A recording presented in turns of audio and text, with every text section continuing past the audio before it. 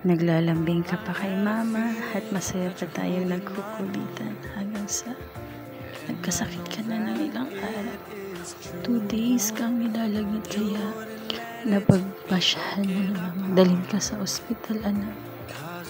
And I know it's hard for you na nahihirapan ka din. 2 weeks ago, naglagnat ka, napabalik-balik na lagnat. And naging okay ka naman. Tapos bumalik na naman, naging okay ka na naman. And pina-check up kita. And yun nga, ang nakita may toxic ang nakain.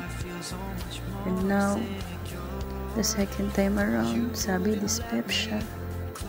Kaya eto tayo ngayon, nasa hospital na tayo. Nakikita ko na yung paghihirap mo, pero nakikita ko rin yung lumalaban ka. Kasi this is for you, para gumaling ka na. We undergo some random test, laboratory, everything. And ang positive ka sa dengue. At ngayon naman,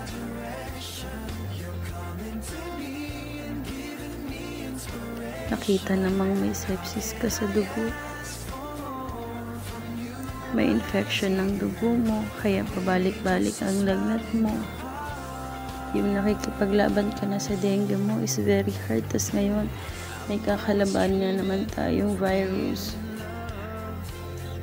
And hindi pa rin final yung CT scan findings mo. If it is true that you have IgTV in your stomach, kaya anak, laban lang tayo. Kasi hindi tayo pababayaan ni Lord. Lalaban lang tayo, na. I know that you are strong. At kayang-kaya mong labanan tong mga sakit na to. Also, you have parasites in your stomach.